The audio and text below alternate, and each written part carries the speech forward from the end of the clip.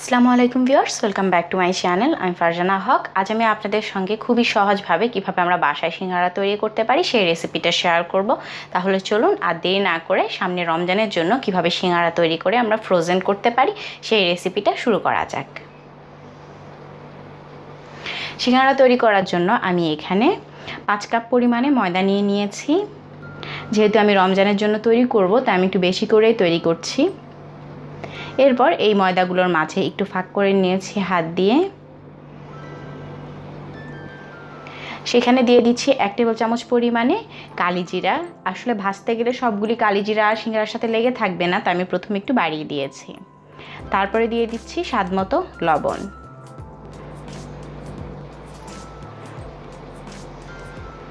এবার লবণটাকে খুব ভালোভাবে মিশিয়ে নিচ্ছি যাতে কোথাও লবণের পরিমাণটা কম বেশি না হয়।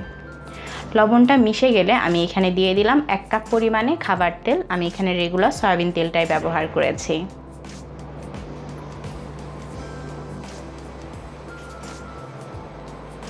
এবার তেলটাকে খুব ভালোভাবে মিশিয়ে নিচ্ছি। সিঙ্গারার আসলে এই ডোটা পারফেক্ট হওয়া খুবই জরুরি, তাই তেলের পরিমাণটা এখানে ঠিক এরকমই লাগবে। আমরা নর্মালি পিঠা তৈরি করতে যেরকম 1 টেবিল চামচ 2 টেবিল চামচ দিয়ে থাকি সেরকম কিছু না, এখানে পুরো 1 কাপই লাগবে। এরপর আমি এখানে অল্প অল্প করে রুম টেম্পারেচারে থাকা পানি মিশিয়ে নিচ্ছি। পানিটা মিশিয়ে আমরা যেরকম রুটি পরোটার ডো তৈরি করি সেরকম একটা ডো তৈরি করে নেব।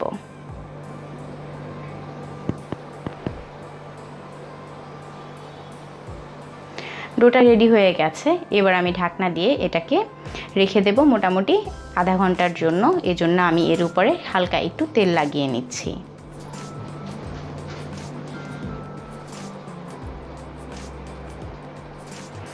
ঢাকনা দিয়ে এবার আধা ঘন্টার জন্য রেখে দিচ্ছি একটা পাশে।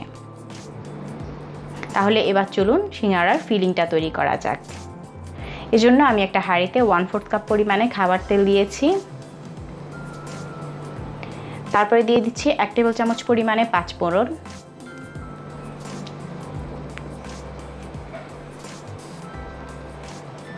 পাঁচফোড়নটাকে তেলের মধ্যে হালকাভাবে একটু নেড়েচেড়ে মিশিয়ে নিচ্ছি। হালকা একটু গরম হবে আর এই পাঁচফোড়নের ফ্লেভারটাও তেলের মধ্যে চলে আসবে। তারপরে দিয়ে দিলাম আস্ত 1 টুকরো দারুচিনি আর 3টা এলাচ।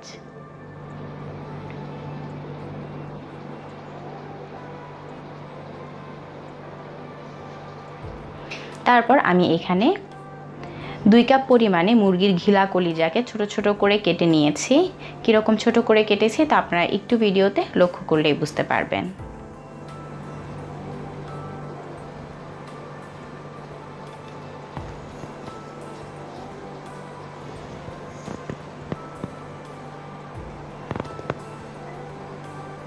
ঘিলা কলিজাটা দিয়ে একটু ভালোভাবে নেড়েচেড়ে দিচ্ছি তেলের মধ্যে। এভাবে যদি তেলের উপর এগুলোকে একটু নেড়েচেড়ে দেওয়া হয় তাহলে রান্না করার পর অনেক সময় ঘিলা কলিজার মধ্যে একটা আষ্টে গন্ধ থাকে, সেটা আর থাকবে না।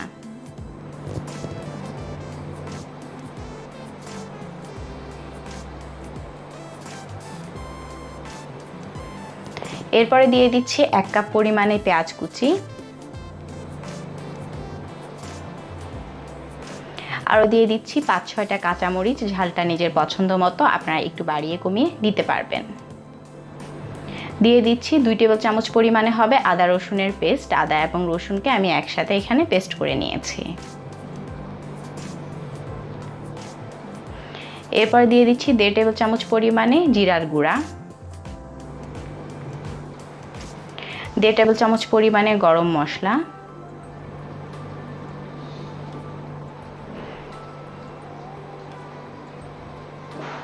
1 চা চামচ পরিমাণে লাল মরিচের গুঁড়া,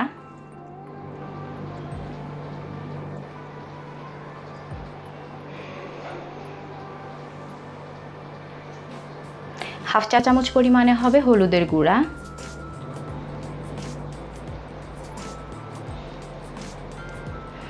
এবার এগুলোকে একটু নেড়েচেড়ে মিশিয়ে দিচ্ছি।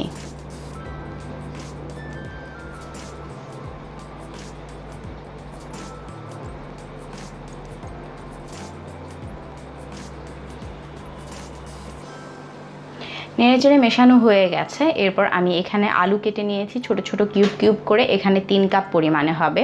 আলুটা আমি পরে দিব, কিন্তু আলুর পরিমাণটা দেখিয়ে দিয়েছি কারণ হচ্ছে আমি এখন লবণটা দিয়ে দিব। লবণটা একটু হিসাব কিতাব করে দিতে হবে, যে আমরা আলুটা পরে অ্যাড করব সেই হিসাবে আমি এখানে লবণটা অ্যাড করে দিচ্ছি। আপনারা চাইলে আসলে পরেও অ্যাড করতে পারেন, কিন্তু প্রথমে একসঙ্গে অ্যাড করে দিলে আসলে সুবিধা হয়।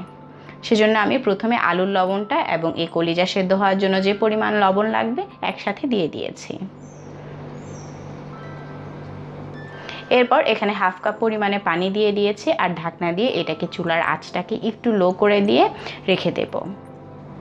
মিডিয়াম লোতে এগুলোকে রান্না করব যতক্ষণ না পর্যন্ত এই পানিটা শুকিয়ে আসে আর একটু তেলটা উপরের দিকে উঠে আসে, ঠিক যেমন আপনারা ভিডিওতে দেখতে পাচ্ছেন। এখানে ঘিলা কলিজাগুলো সেদ্ধ হয়ে গেছে আর তেলটাও উপরে উঠে এসেছে। এরপর আমি এখানে যে 3 কাপ পরিমাণে কিউব করে কাটা আলু রেখেছিলাম সেটা এখানে অ্যাড করে দিচ্ছি। আলুটা দিয়ে আমি আবারও একটু ভালোভাবে নেড়েচেড়ে মিশিয়ে দিচ্ছি।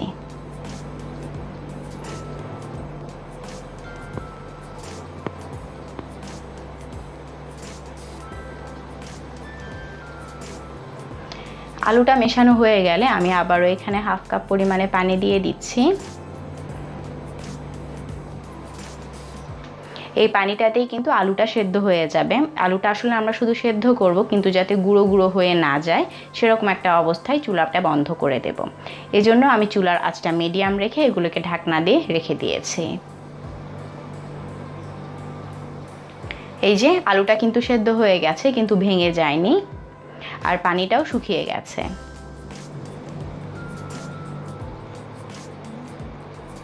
এরপর আমি এগুলোকে একটু আবার নেড়েচেড়ে ঢাকনা দিয়ে দিচ্ছি মোটামুটি 2-3 মিনিটের জন্য, যাতে করে মশলার ফ্লেভারটা ভালোভাবে চলে আসে সব কিছুর মধ্যে।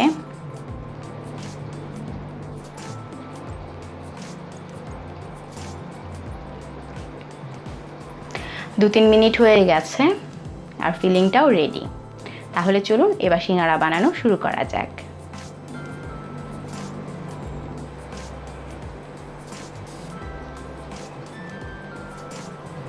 তাই সরাসরি সিঙ্গারার ডোতে চলে আসলাম। ডোটা কিন্তু মোটামুটি আধা ঘন্টা পর একদমই রেডি সিঙ্গারা তৈরির জন্য। এবার এরকম ছোট ছোট গোল গোল করে নিয়েছি। তারপর এটাকে একটু লম্বা করে বেলে নিচ্ছি। রুটিটা কিন্তু রেগুলার গোল রুটি হবে না, একটু লম্বাটে টাইপের রুটি হবে, ঠিক যেমন আপনারা দেখতে পাচ্ছেন। এবার রুটিটার মাঝ বরাবর একটু কেটে নিচ্ছি। আর এই রুটির পুরুত্ব কিন্তু নর্মালি পরোটা থেকে একটু ভারী হবে। কেটে নেওয়া অর্ধেকটা অংশ নিয়ে আমি একটু কোনা করে ভাঁজ করে নিচ্ছি। কিভাবে করছি এটা আপনারা একটু ভিডিওতে লক্ষ্য করলেই বুঝতে পারবেন। কোনা করে ভাঁজ করার পর পানের খিলির মতো একটা অবস্থায় এসেছে। তারপর আমি এর ভেতরে ফিলিংটা দিয়ে দিচ্ছি। ফিলিংটা কিন্তু একটু চেপে চেপে দিতে হবে।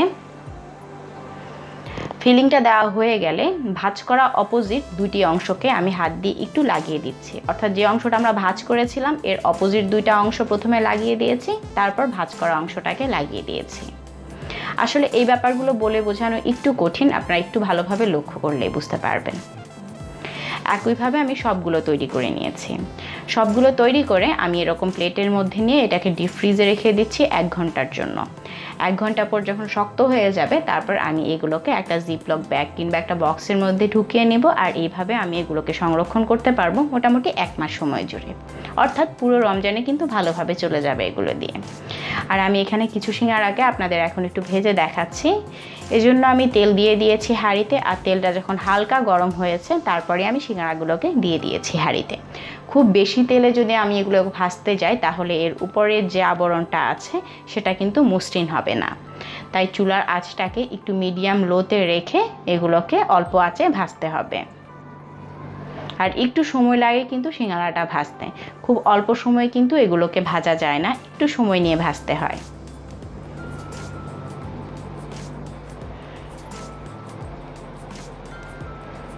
একটা পাশ হয়ে গেছে, আমি এরপর এগুলোকে একটু উল্টে পাল্টে দিয়েছি যাতে করে দুটো পাশেই একই রকম কালার চলে আসে। দুটো পাশে একই রকম কালার আসার পর আমি এগুলোকে হাঁড়ি থেকে সরিয়ে নিচ্ছি।